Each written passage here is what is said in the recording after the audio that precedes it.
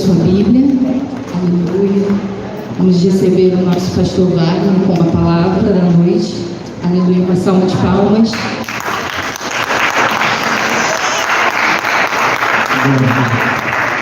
Amém.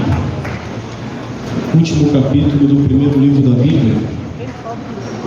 Quero ser grato a Deus por mais uma oportunidade de estar pregando a palavra de Deus. Feliz que mais a situação de suar embaixo da terra por causa do ar-condicionado. Que Deus continue abençoando esse ministério, que a gente possa cada vez mais avançar. Amém? Quero ser grato a Deus pela vida do nosso pastor Alberto Júnior. Sei que ele não está aqui, mas daqui a pouco ele deve ouvir. Desejar diante de todos um feliz aniversário, que Deus possa conceder sempre saúde física, saúde mental e saúde espiritual para a vida do nosso pastor. Amém? O livro é de Gênesis, capítulo de número 50, versículo de número 20. Quem achou, diga amém. Diz a palavra de Deus: vós bem tentastes mal contra mim, porém Deus o tornou em bem, para fazer como se vê neste dia, para conservar em vida a um povo. Repito: vós bem intentastes mal contra mim, porém Deus o tornou em bem, para fazer como se vê neste dia, para conservar em vida a um povo. Pode tomar os seus assentos, feche os olhos por brevíssimo segundo. Deus, obrigado. Obrigado, Senhor, porque Ele é bom e a sua misericórdia dura para sempre. Nos abençoe outra vez mais para a pregação da tua palavra, em nome de Jesus. Amém e amém. Tenho certeza que você sentou do lado de uma pessoa que hoje está cheirosa, não suou, o desodorante não venceu. Tenho certeza que Deus colocou. Diga para ela assim, fala assim, ó: o propósito é maior. Fraco. Olha para outra pessoa e diga: o propósito é maior. Tenho certeza que você já ouviu esse texto, já conhece a história de José do Egito. Tenho certeza que você já cantou, já ouviu pregações. Tenho certeza que você já viu desenho, já viu até a novela da Record. Então, vou tentar ser o máximo sucinto possível, até porque o pastor ainda tem algo a tratar com a igreja no dia de hoje. Então, vou tentar resumir o máximo possível aquilo que Deus colocou na nossa vida para todos nós nessa noite. Amém? Quem me ouve, diga amém. Esse texto que nós acabamos de ler é um texto no qual a gente precisa recordar o iniciar desse grande propósito. O propósito inicia lá atrás, quando o pai de José, assim com todos os seus irmãos, vai achar graça na vida de José. Bem sabemos dessa história e sabemos que por causa de um sonho e por uma vida de um sonhador, os irmãos dessa casa, de alguma forma, eles vão criar dentro de si uma espécie de uma rivalidade contra José, dado o intuito do sonho de José se colocar sempre acima dos seus irmãos e até mesmo acima de seus pais. A gente bem sabe que nesse contexto de casa, de pai, de mãe, de irmãos, José, de alguma forma, ele vai ser muito afligido por causa do sonho que tem. Só que o propósito é maior. A gente sabe que os irmãos de José, e às vezes José também, saíam da onde eles moravam e eles iam para a região de Siquém a fim de apacentar as ovelhas, cabras e entre outros tipos de rebanho. Sabemos nós que o iniciar da história de José começa com o pai dando instrução ao filho, a fim de que o filho fosse procurar os irmãos que estavam a apacentar em Siquém. O pai de José vai chegar para ele e vai falar: José, sei bem que teus irmãos estão a apacentar na região de Siquém. Vai até lá e veja se teus irmãos estão bem. A história discorre e nós vamos perceber que José ele vai ficar perdido no caminho para Siquém. Eu disse que José agora ele vai ficar perdido, e enquanto José está perdido, aparece diante de José um viajante. Eu disse que aparece diante de José um viajante que não era daquela região, que não era daquele caminho. Esse viajante vai dizer para José que viu os irmãos de José em outro lugar, em outra região, fazendo agora com que José ultrapassasse o limite que o pai determinou para José estar. Lá atrás, o pai disse para o filho e determinou o limite: vá até Siquém, porque ali na região de Siquém seus irmãos estão a fim de apacentar. Só que José fica perdido nesse trajeto de ir atrás de irmão. E se tem algo que acontece muito, é irmão ficar perdido atrás de irmão. Só que nesse processo de perdido, aparece um viajante que não é da mesma casa, um viajante que não é do mesmo lugar, um viajante que não sabe nem mesmo o caminho que está. E é pela voz do viajante que José sai do limite que o pai determinou para José ir. Então aqui a gente tem duas vozes, a do pai e a do viajante. A do pai determina o limite e fala até Siquém. O viajante também tem voz, e a voz do viajante é ultrapassa o limite porque os teus irmãos devem estar por ali. Esse é o problema de quando às vezes a gente fica perdido em algumas questões da vida, porque é bem provável que o viajante apareça. Esse viajante normalmente dá conselhos para que você ultrapasse o limite determinado pelo teu pai lá atrás, porque se tem um negócio que o pai faz é determinar limite para filho. Se tem algo que o pai gosta de fazer, é colocar o filho em determinado lugar a fim de não perdê-lo, a fim de alguma forma não perder o filho que se tem tão muito bem dentro de casa, seja com problemas por causa de sonho, para os irmãos que estão na mesma casa, mas o pai quer guardar o filho. O problema é que o filho que está perdido, ele ouve tanto a voz do pai e ouve também a voz do viajante. E ao ouvir as duas vozes, tanto do pai como do viajante, por ele estar perdido, ele vai dar ouvido à voz do viajante. E ele vai sair da linha que de alguma forma tinha o limite. Ele vai sair de Siquém. E é quando ele sai de Siquém que todas as provações começam a acontecer na vida de José. Tenho certeza que você conhece dessa história. Tem uma cova ou um poço. Depois da cova tem prisão, depois da prisão tem escravidão, depois de escravidão tem escravidão, depois tem a prisão, da prisão tem a casa de Potifar. Isso gera muito tempo até José se tornar governador. E é por isso que nós estudamos por aí que apesar de todos esses problemas, José tinha um grande propósito, não é verdade? Só que eu preciso te dizer, José não precisava passar pela cova. José não precisava passar pela escravidão, José não precisava passar por prisão, José não precisava passar pela casa de Potifar. Ele passa todo esse processo para chegar no propósito, que é um negócio bem que você gosta de escutar, porque ele passa do limite que o pai determinou para ele. Então tem coisas que nós passamos na nossa vida que não é porque Deus quer que a gente passe para a gente atingir o propósito. Pelo contrário, tinha como José atingir o propósito que Deus determinou para ele, sem passar por cova, sem passar por prisão, sem passar por casa de Potifar. Ele passa por tudo isso porque ele tomou uma decisão: dar ouvido à voz do viajante. Eu queria que você desse a mão para essa pessoa bonita que está do teu lado e dissesse para ela de uma forma bem sincera, convicta e com força, dissesse para ela assim: a quem você tem dado ouvido? Ah, foi fraco. Fala, a quem você tem dado ouvido?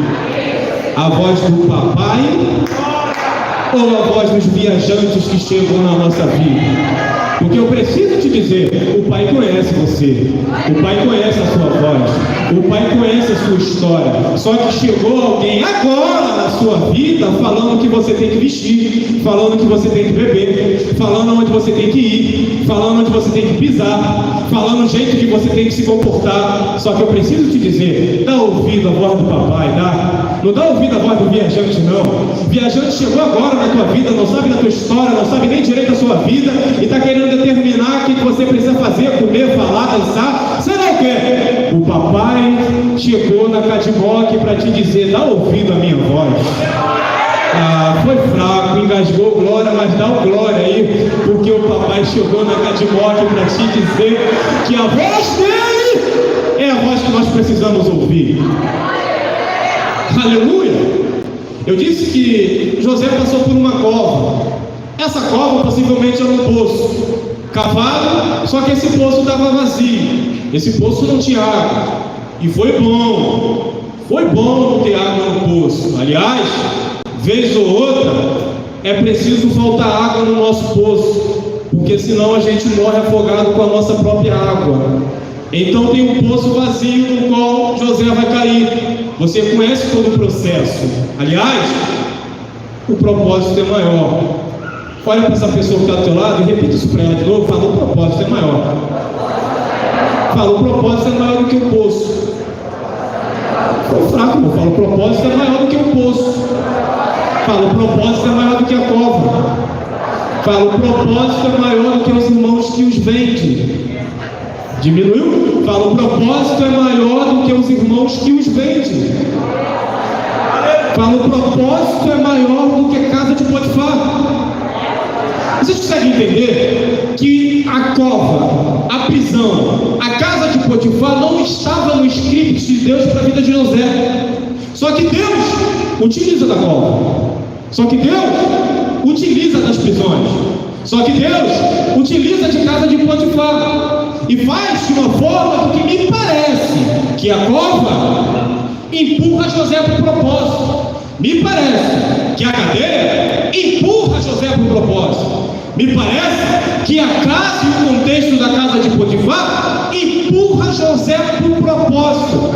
Está entendendo? Porque você passa por tantas coisas na sua vida. E antes de eu continuar essa aplicação para a nossa vida nessa noite, eu preciso te dizer: tem muitas coisas que você passou que não era para você passar, mas você passou. Só que eu preciso te dizer: foi propósito de Deus empurrando você para um grande propósito. Tem uma pessoa cheirosa do seu lado, repita para ela: a falta de trabalho foi Deus empurrando você para o propósito. Olha para o outro lado agora e diz: a enfermidade foi propósito de Deus para empurrar você para o propósito. Fala: a traição do amigo e do amor da tua vida foi propósito de Deus para empurrar você, aleluia, para um grande propósito. Tem uma pessoa bonita atrás de você. Não, atrás vai embolar. Catuca a pessoa que está na tua frente e diga para ela assim: as provações que você passou foi Deus, o papai, o Abba, empurrando você para um grande propósito. Está entendendo? Porque você passou por tantas coisas, mas você está aqui, você já levantou a mão para adorar, você já glorificou o nome de Deus, você se arrumou toda, você estava toda em casa, suspiteada, você não queria saber de mais nada. Mas olha você aqui, cheiroso, cheirosa, maquiada, bem arrumada, de terno, adorando o nome do Senhor. Foi porque o Pai percebeu que você deu mole lá atrás. Não era para você dar ouvida para a voz do viajante, mas deu. Tudo bem, mas Deus usou as circunstâncias ruins e empurrou a sua vida para um grande propósito. Aleluia! A história continua, prossegue. Eu tenho certeza que você sabe o fim disso, eu quero me adiantar. E a gente percebe que José vai se tornar governador do Egito. Aliás, muitos dizem que José foi o primeiro a ser intitulado essa posição política chamada de governador. Foi sim, José foi o primeiro governador da história, foi intitulado governador. Aqui ainda não é o findar do grande propósito. Há quem diga que o grande propósito da vida de José é a realização do sonho dele. Porque qual era a realização do sonho de José? Aleluia! Era ele se colocar como uma força política, aleluia, e salvar o Egito e salvar seus irmãos. Só que eu preciso te dizer, o maior propósito da vida de José não é sobre ele. Não é sobre ele. É sobre um grande povo. Está entendendo? Porque Deus te mantém de pé. Porque nem tudo é sobre você, nem tudo é sobre a sua vida. O mundo não gira em torno de você. O mundo não gira em torno do Wagner. O mundo não gira em torno de uma pessoa só. Nós não somos a última Coca-Cola do deserto. Nós não somos a última bolacha do pacote.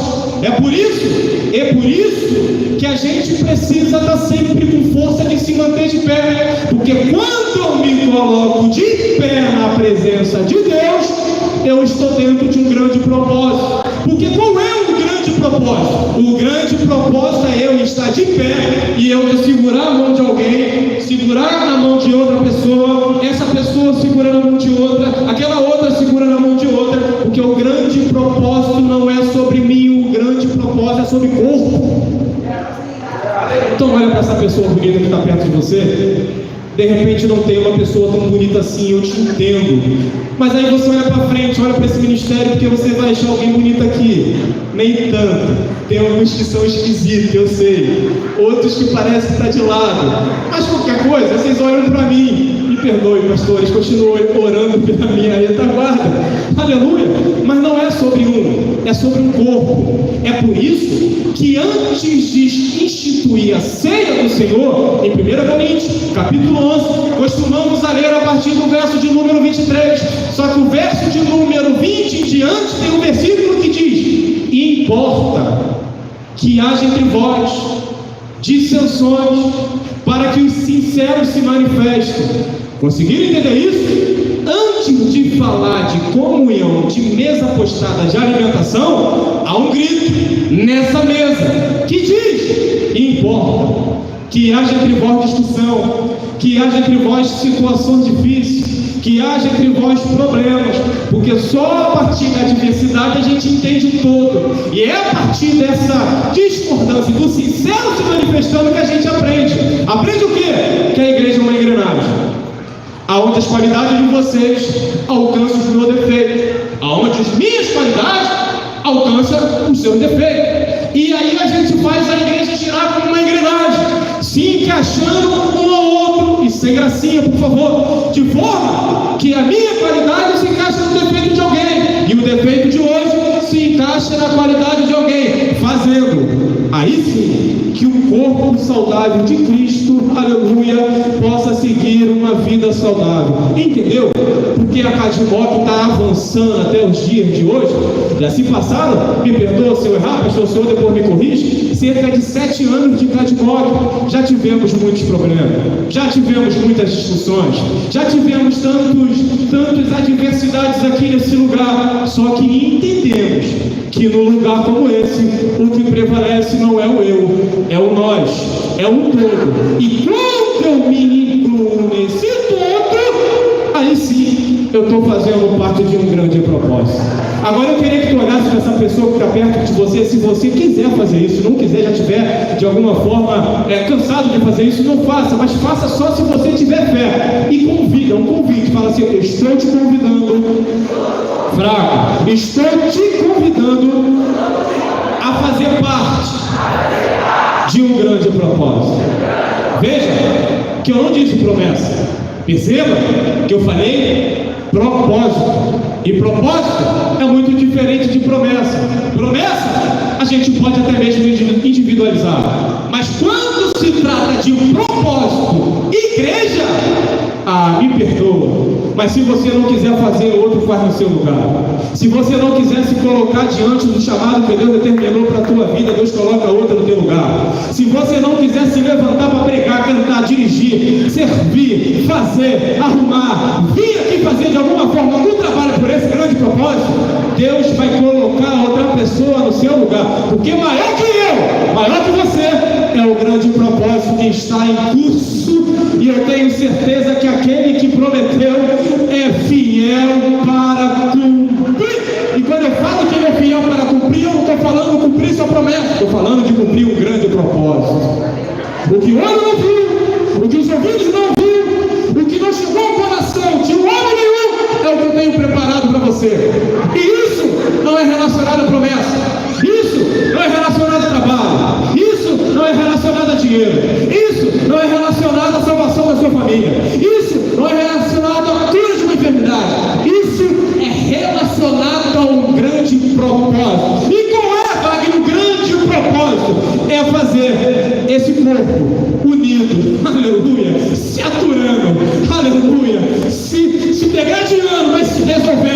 chegar no céu.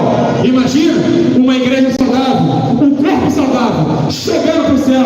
Pastor, imagina naquele grande dia, Jesus chegando para você e falando: me mostra a lista dos membros da Catwalk.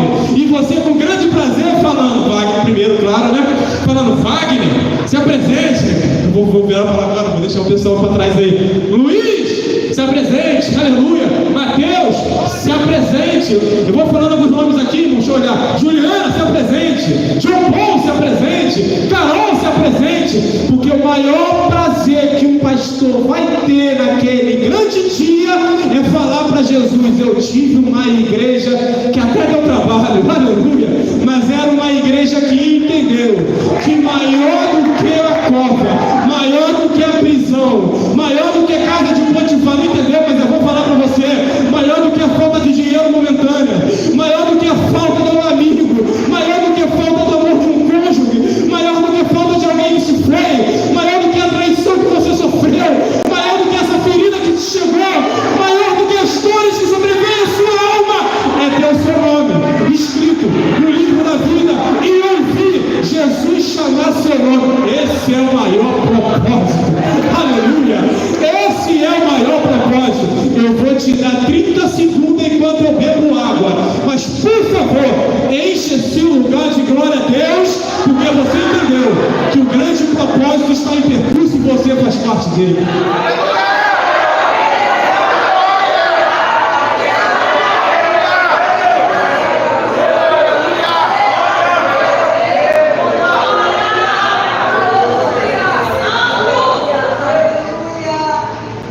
José morre. Ele tinha escrito uma carta, e na carta ele deixa escrito que queria ser enterrado em Canaã. José vai chegar, aleluia, para o faraó, vai de alguma forma resolver essa situação. Os irmãos de José vão ficar um pouco perturbados em si, pensando que José poderia agora, sem o pai, se vingar deles por tudo aquilo que os irmãos tinham feito com ele lá atrás. Vão escrever uma carta fingida, enviam até José, dizendo que o pai, antes de morrer, tinha dito para José não fazer mal aos irmãos. E é nesse contexto que nós lemos no versículo 20, onde ele diz: vós bem e tentastes mal contra mim, porém Deus o tornou em bem. Eu já caminho para encerrar, porque eu tenho certeza que o pastor tem algo a tratar com a igreja. Quando José diz isso pensando no propósito maior. Ele diz, aleluia, vocês intentaste mal contra mim, porém todo mal que veio contra mim se tornou em bem.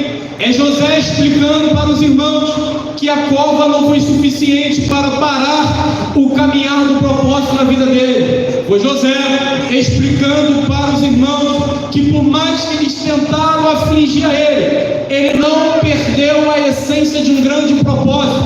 Conseguiram entender isso daqui? É porque às vezes a gente confunde essas coisas.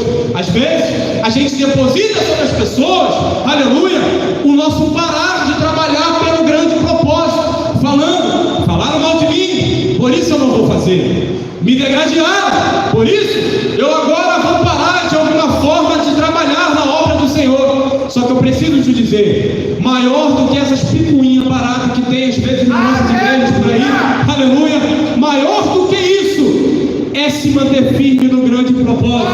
Aí ele vai dizer, aleluia, se tornou bem para fazer como se neste dia, para se conservar em vida a um povo grande.